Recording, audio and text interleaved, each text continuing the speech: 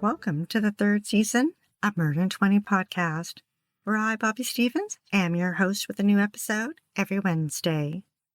If you're a serious fan of true crime and love listening to podcasts, but don't want all that small talk, you've come to the right place. We get right to the facts. Murder 20 episodes are concise and complete in 20 minutes. Less talk and more true crime. We're an independent podcast with over 125 free episodes. We love what we do and are dying to continue. If you enjoy listening to Murder 20 every week, we'd be eternally grateful for your support by visiting Murder 20 at Patreon, PayPal, or murder20.com. Thank you for helping us keep our creative minds writing into the wee hours of the night. Be sure to like, share, and follow us to learn about upcoming episodes every Wednesday. Thanks for tuning in. Now let's get to this week's episode.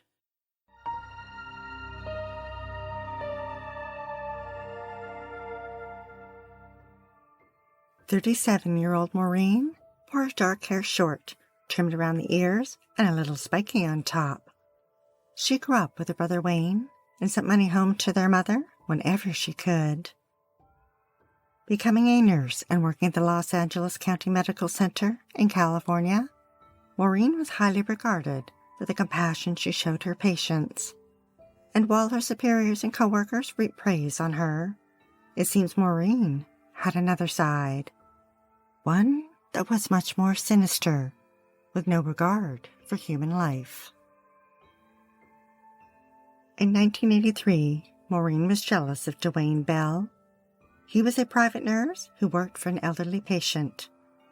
It was a job Maureen desperately wanted. So she approached her coworker and close friend, 32-year-old Jimmy Flores, to take him out. She offered Jimmy money to disable Dwayne, maybe break an arm or a leg so he couldn't work.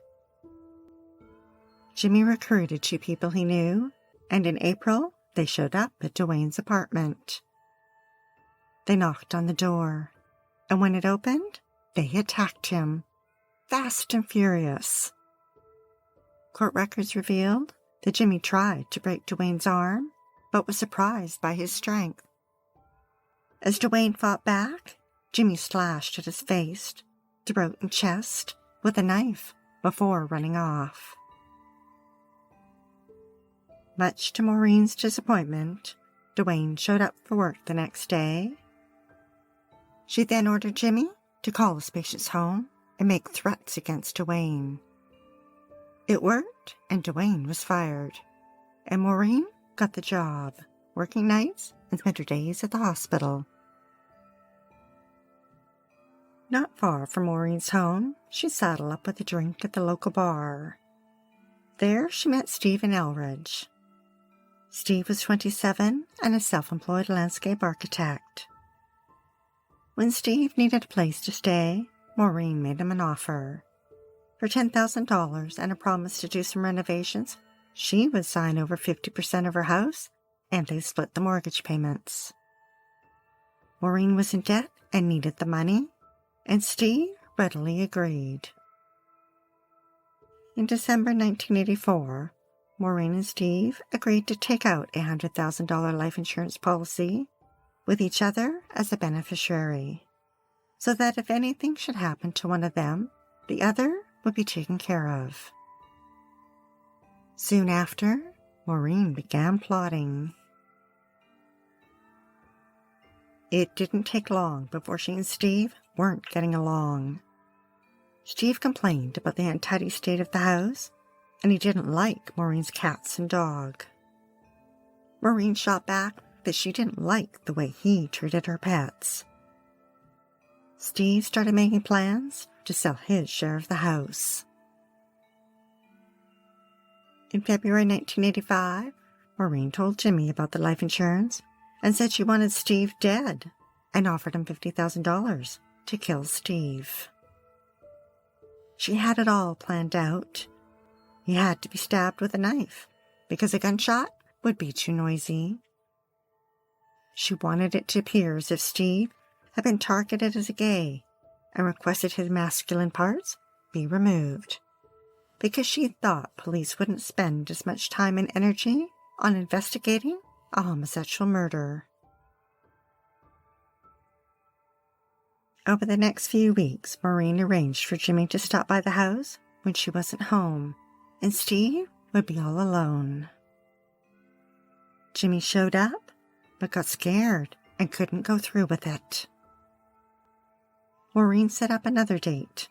Jimmy was too frightened. She set up a third date. He chickened out again. Exasperated, Maureen suggested that if he couldn't do it, he needed to find someone to help him. But that he couldn't tell them about her. She didn't want anyone other than Jimmy to know she was involved. In March, Jimmy reached out to two acquaintances, Marvin Lee and his younger brother Dondell. He told them an organization had hired a hit and offered them $3,000 each to watch his back. On the evening of March 21st, Jimmy, along with Marvin, banged on the front door. When Steve answered it, they told him someone was trying to steal his truck. This momentarily startled Steve. Jimmy and Marvin didn't waste any time and forced themselves inside. Jimmy used a knife to threaten Steve and forced him to crawl on his hands and knees to the bedroom. Told him to take off his shorts and lie face down on the bed. Marvin wandered off to another room and returned with a 2-foot-long piece of bedpost and used it to strike Steve on the head. Then Jimmy slashed away at Steve's back and butt, making small cuts. But in a surprising move, Steve was able to push them aside, jumped up, and ran out of the house yelling. Jimmy and Marvin took off. Steve called 911 and returned to the house and waited for help. The Los Angeles police responded and saw Steve sitting in his underwear, covered in blood. An ambulance took him to the hospital for treatment. The next day, Maureen was again disappointed to learn Steve was still in this world. She called Jimmy and told him, "We are going to have to do it again, and this time you can't fail." Steve returned home. He confided in a friend that he felt safer when Maureen was home with him. The professional nurse and compassionate roommate took care of him and bandaged his wounds, all the while going down to the street to a payphone to call Jimmy and plan their next attack. Over the next month, the calls flew back and forth between Maureen and Jimmy. She told them that she objected to Marvin joining them in case he told anyone. But Jimmy reassured her they could trust him. On April 28th, Jimmy met with Marvin and Dondell and offered them money to kill Steve. Then Jimmy called Maureen several times to work out the details. Maureen told them she'd leave the bedroom window open for them, and that Jimmy would tie her up and either knock her around or cut her with a knife to make it look like she was the victim of a robbery. That night, just after 8 p.m., the three men entered the house. Jimmy walked down the hall and into Maureen's bedroom. Steve wasn't home yet, but she told him to go ahead and cut her on her leg and breast while they waited. That way, it would look like Steve had come home in the middle of a robbery. 2.5 hours later, Steve returned home. It was just after 10:30 p.m. Jimmy handed Dondell Maureen's rifle. As soon as Steve entered the house, he was grabbed by Marvin, put in a chokehold, and dragged down the hall to a bedroom where Jimmy was waiting with a knife. He stabbed Steve multiple times and kept thrusting the knife into him for a total of 44 times until his body collapsed onto the floor. Steve died at 27. Meanwhile, Maureen, who was still in her bedroom, intentionally banged her head on a table. She wanted her injuries to look convincing. When Jimmy walked in, she proudly asked him how it looked. The three men were about to leave when they heard Maureen yell out, reminding them to sever Steve's masculine parts. Jimmy returned and did just that. Afterwards, he placed the body part in his pocket and strode out. Maureen waited until midnight, then filled the bathtub with water and called 911. When police arrived, she told them she'd been taking a bath when she heard noises in the house. So she got out of the tub and walked into her bedroom. There, she was greeted by three robbers who demanded her jewelry and money. She claimed one of them slapped her. Then they beat her until she fell unconscious and that she'd just come to. The Los Angeles Times reported that when paramedics arrived, they noted Maureen's injuries were minor and didn't require treatment and turned to leave. But Steve's body hadn't been discovered yet, and Maureen panicked. She told them that she was going to vomit and headed to the bathroom. As she walked down the hallway, she pointed to blood drops and commented it must be from one of the cats. One of the paramedics wandered over to investigate and followed the trail of blood right to Steve. Maureen was then transported to the hospital by ambulance. They determined the cuts on her body and bruises around her left eye were minor, and she was released. Back at the house, investigators thought it was odd that the robbers hadn't taken valuables that were in plain sight. And an officer noticed the bathwater was still warm. After 90 minutes of Maureen being unconscious, the water should have been cold. Things weren't adding up, and it didn't take them long to come to the conclusion that this was a homicide, not a robbery. And they wondered if the previous break-in at the same house was now related to Steve's murder. At Steve's autopsy, it was determined that any one of the 28 stab wounds would have been fatal on their own. The other 16 were merely overkill. In May, police arrested Maureen and questioned her, then released her without charging her. Then police brought Jimmy in for questioning. He was interrogated and released. Maureen may have thought she was in the clear, but police continued their investigation. They kept digging for evidence and waiting for someone to crack. Another month went by. Then police arrested Jimmy and charged him with first-degree murder. Jimmy had lots to tell them. He wasn't going down alone for Steve's murder.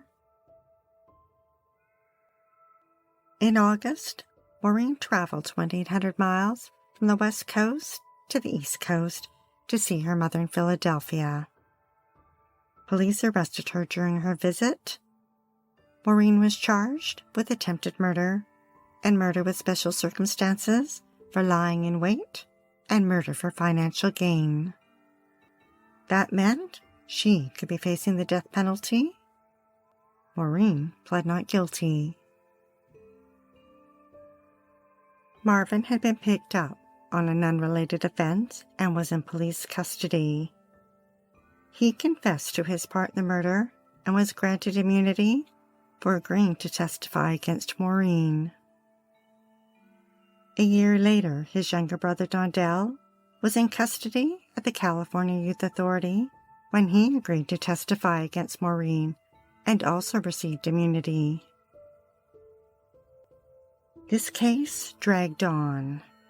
In July 1989, 4 years after Steve's murder, Jimmy agreed to a plea bargain. In exchange for testifying against Maureen, He pled guilty to first-degree murder and was spared the death penalty.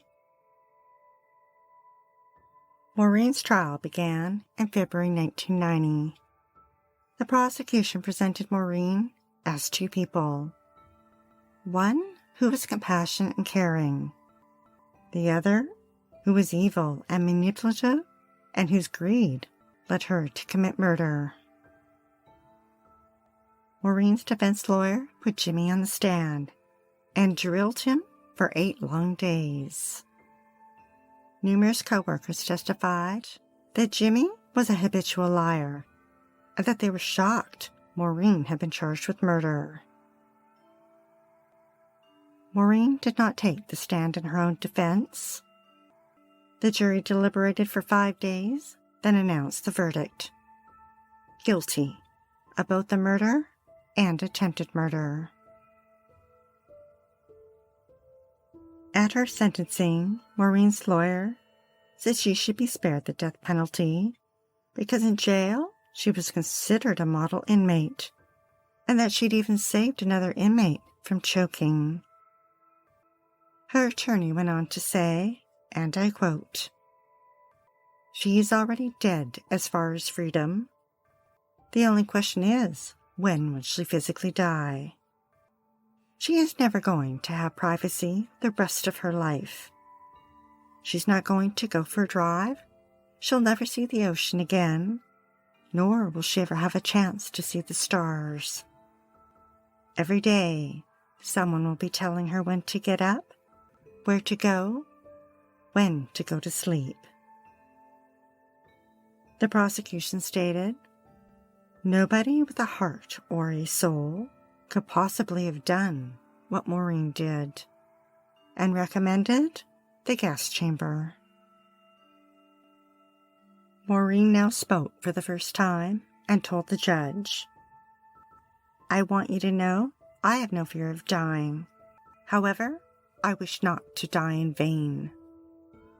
I have sat in this courtroom and listened to the district attorney verbally rape me, and witnesses perjure themselves. I did not kill Stephen Eldridge, and I had nothing to do with the murder," as tears flowed down her cheeks. The judge sentenced Maureen to die in the gas chamber. She was now the second woman sentenced to death since California's death penalty had been reinstated in 1978. Maureen later told the media that she did not fear death, but feared the spectacle of an execution. That dying being surrounded by dozens of witnesses would be barbaric, and that it was sick they wanted to see life leave another human being. The death penalty still exists in California, but no one has been put to death in the last 17 years. California is looking to dismantle its death row isolation and integrate inmates into the general population. As of this writing, Maureen has been on death row almost 33 years.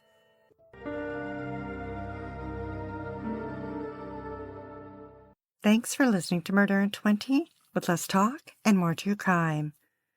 Be sure to tune in next Wednesday for the episode of Michelle Avila.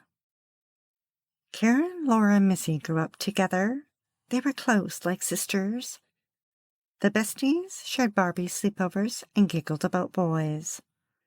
But in high school, Karen and Laura became jealous of Missy, and they decided to confront her.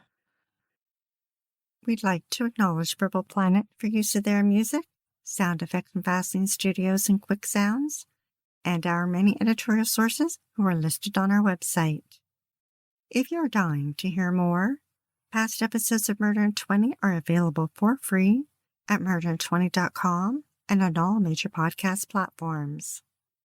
Be sure to like, share, and follow us to learn about upcoming episodes every Wednesday. If you'd like to support our creative independent true crime podcast, we'd be eternally grateful. Rifle through the couch cushions and donate your spare change by visiting Murder in 20 at Patreon, PayPal, or murderin20.com. Stay safe, sleep with the lights on, and don't play with strangers.